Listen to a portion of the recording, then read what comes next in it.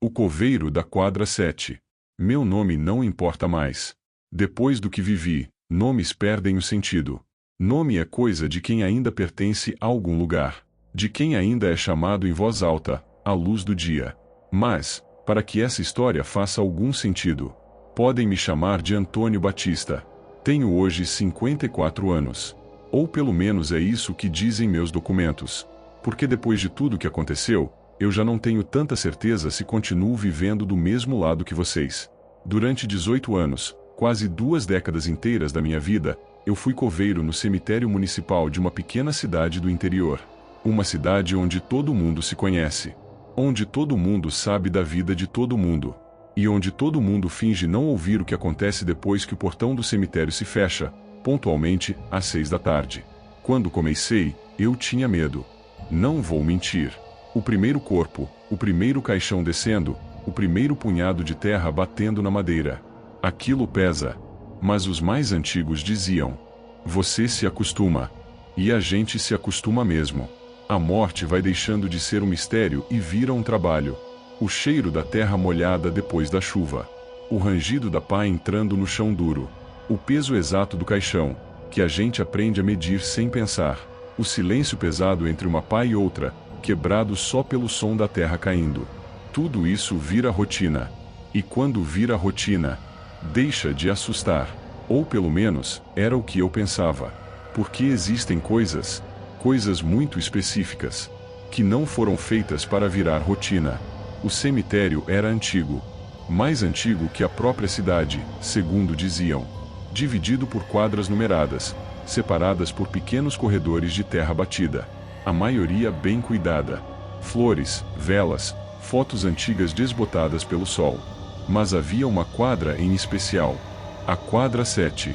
Ela ficava no fundo do terreno, perto do muro mais velho, aquele que já tinha sido reconstruído 3 vezes. As árvores ali eram diferentes. Mais tortas. Com raízes saindo da terra como dedos. Ninguém gostava de trabalhar ali. E ninguém nunca dizia exatamente o motivo. Oficialmente, era só a parte mais antiga do cemitério. Túmulos abandonados. Cruz torta. Nomes apagados pelo tempo, pelo musgo, pela chuva. Extraoficialmente, era ali que enterravam quem morreu de forma errada. Não errada no sentido religioso, mas errada no sentido humano. No sentido incompleto. Suicídios. Mortes violentas. Gente que ninguém reclamou o corpo. Gente que morreu sozinho. Corpos que chegaram de madrugada, trazidos pela polícia ou por um carro sem identificação. Sem família. Sem choro. Sem despedida. Desde o meu primeiro mês de trabalho, eu percebi que havia algo estranho ali. Toda vez que eu entrava na quadra 7, o som mudava. Era difícil explicar, mas parecia que o ar ficava mais denso. O vento não soprava do mesmo jeito. Os pássaros não pousavam. Nem mesmo os insetos faziam barulho. E o silêncio não era vazio. Era atento. Como se o lugar estivesse escutando. Certa noite, fiquei até mais tarde. Um enterro de emergência. Coisa que acontece quando menos se espera. Chuva fina caindo sem parar. Relâmpagos distantes iluminando os túmulos por frações de segundo. Eu estava sozinho. Só eu, a pá. E a quadra 7. Enquanto cavava, senti algo diferente. Aquela sensação de estar sendo observado. Não pelos olhos, mas pela presença. Foi então que ouvi passos atrás de mim. Passos lentos. Arrastados. "Ô, Zé!" Chamei, achando que fosse o vigia. Nenhuma resposta. Voltei ao trabalho. Mas os passos continuaram. Mais próximos. Mais claros. Quando me virei, não havia ninguém. Mas as pegadas estavam lá. Marcas fundas na lama, vindo de dentro da quadra 7. Passando por túmulos antigos. E parando exatamente atrás de onde eu estava. Meu estômago gelou. Pensei em ir embora. Largar tudo ali mesmo. Mas coveiro aprende cedo que abandonar serviço dá azar. E naquela cidade, azar era coisa séria. Então terminei o enterro. Naquela noite, não dormi direito. Quando finalmente peguei no sono, sonhei com terra. Muita terra. Terra entrando na boca. Nos olhos. nos ouvidos. Eu tentava gritar, mas só saía barro. E alguém sussurrava meu nome. Bem devagar. Sílabas separadas. Como se estivesse aprendendo a pronunciá-lo. Depois disso, as coisas pioraram.